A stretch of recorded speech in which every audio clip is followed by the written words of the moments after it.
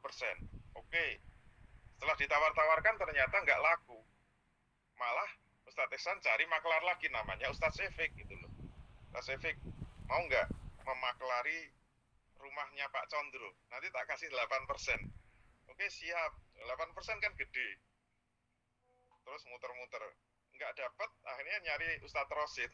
Ustadz Rosid mau nggak menjualkan rumahnya Pak Condro? Tak kasih 6% gitu loh. Oke, siap. Ternyata Ustadz Rosid berhasil menjual. Kan dapat 6%. Iya nggak?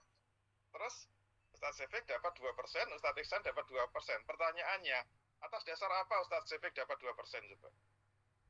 Menyambut gawe aja enggak. Kan dia tinggal tidur aja. Ustadz Ihsan juga tidur. Kalau itu laku dapat 2%, 2%. Yang dipelkodo siapa? Ya Ustadz Rosid lah, diinjek-injek dua orang ini. Balikin. Sebenarnya yang berhak 10% itu hanya Ustadz Rosid, 10%. Karena yang bekerja sebenarnya cuma Ustadz Rosid. Ustadz Sefik sama Ustadz Ihsan itu nggak kerja kok. Minta 2%, 2%. Atas dasar apa? Itu tidak sah secara syar'i. Oleh karena itu kalau ada developer mengangkat agensi, misalnya dikasih 10%, ternyata agensinya ngangkat agen-agen yang banyak gitu, mengangkat agen lagi, dikasih 5%, 5%. Agensinya itu sebenarnya nggak kerja. Kerjanya cuma mengkoordinir agen-agen di bawahnya. Yang mengkoordinir itu tidak masuk akad makelaran. Mengkoordinir akad tunggale. Itu nggak berhak mendapatkan fee makelaran karena tidak masuk definisi makelaran. Jadi makelaran itu harus dapat pembeli. Itu baru berhak mendapat fee. Kalau enggak ya atas dasar apa sampean itu minta? Nah, itu berarti tidak masuk samsaro ala samsaro. Nah, penjelasan logikanya begitu dan makna syar'inya juga seperti. Semoga bisa dipahami. Allah alam. Nah, solusinya apa ada Ustadz? Solusi masukan karena ini mungkin banyak terjadi di teman-teman ya. Solusinya ya satu tingkat saja, jangan dua tingkat. Makelaran itu hanya boleh satu tingkat. Solusi kedua, kalau maklarnya banyak, antar maklar harus berakad sirkah. Bukan bertingkat. Sirkah berarti harus paham sirkah gitu loh. Sirkah itu yang paling bahaya itu apa? Sirkah itu khianat. Itu paling bahaya. Jadi kalau antar maklar, misalnya maklarnya 5, bersirkah itu maknanya apa? Sepakat, nanti kalau terjual masing-masing dapat 20% kan? Misalnya sepakat bagi rata kan? 20%, 20%, 20%. Yang namanya sirkah itu kan kerjasama, berarti 5-5-nya bergerak menjualkan gitu. Yang satu ke utara, yang satu selatan, pokoknya bergerak semua. Itu namanya semuanya amanah. Tapi yang closing kan satu. Yang closing satu, nanti bersama-sama disampaikan kepada pemilik rumahnya atau developernya, nanti dapat fee 10% kan. Nah, nanti masing-masing dibagi masing-masing 2%. Itu kalau semuanya amanah. Bahayanya sirkah itu apa? Kalau ada yang khianat. Yang khianat itu apa? Ada satu orang yang tidur aja. Yang kerja kan 4 orang. Kenapa? Nanti kalau berhasil terjual, dia tetap dapat 20% kan.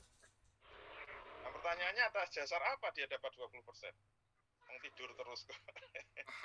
Ya secara fikih sah saja dia terima, tapi sebenarnya Allah murka. Berarti ada yang khianat. Itu bahayanya kalau mau sirkah. Kalau sirkah nggak paham semua ya bahaya. Kalau mau sirkah ya semua kerja gitu loh.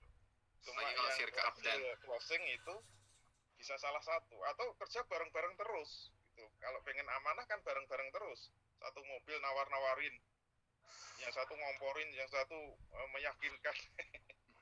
Kalau pengen amanah semua, tapi kalau pengen efektif ya nyebar gitu loh.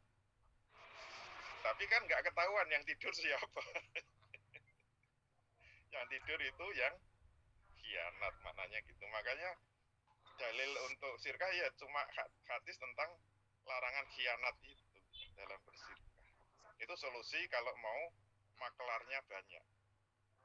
Ujroh marketing aja gitu Ustadz ya, sekalian gitu. Kalau ujroh itu harus bersifat pasti masalahnya, nggak bisa %. Boleh %. Makelaran bisa 3%. Kalau ujroh ya laku nggak laku harus Gaji. diupah. Itu masalahnya gitu loh. Lah, kalau duitnya kandel ya nggak apa-apa, nggak laku tapi gaji terus. Kalau mau silakan. Dan harus tahu hukum-hukum ijaroh. Kalau hukum ijaroh itu berdasarkan manfaat. Ijaroh nggak boleh prosentase. Ijaroh itu mengikuti sehari dia menawarkan berapa jam. Nah, menawarkan 7 jam sehari diupah berapa? Kalau diupah 100.000 per hari, kalau dia 25 hari kerja berarti 2,5 juta. Laku nggak laku 2,5 juta. Kalau mau ya silahkan. Itu Tapi ada yang mengakali ujrohnya 100.000 aja sebulan, selebihnya bonus gitu kan. Itu multi akad berarti. Multi akad. Mengkaitkan antara bonus dengan ujroh. Bonus itu boleh asal terpisah. Apa ciri-cirinya terpisah? Nggak bisa diakali. Berarti kalau terpisah itu maknanya apa? Ujroh benar-benar mengikuti manfaat. Ini harus selesai dulu, baru nanti kita bicara bonus. Nah, itu kelihatan itu terpisah. Ciri-ciri bahwa itu multi akad apa? Disatukan antara gaji pokok dengan bonus. Loh, kok cuma 100.000 sebulan? Nah, kan bonusnya gede. Nah, itu namanya multi akad. Ciri multi akad itu berkelidan untuk menjadi tarik-menarik gitu loh.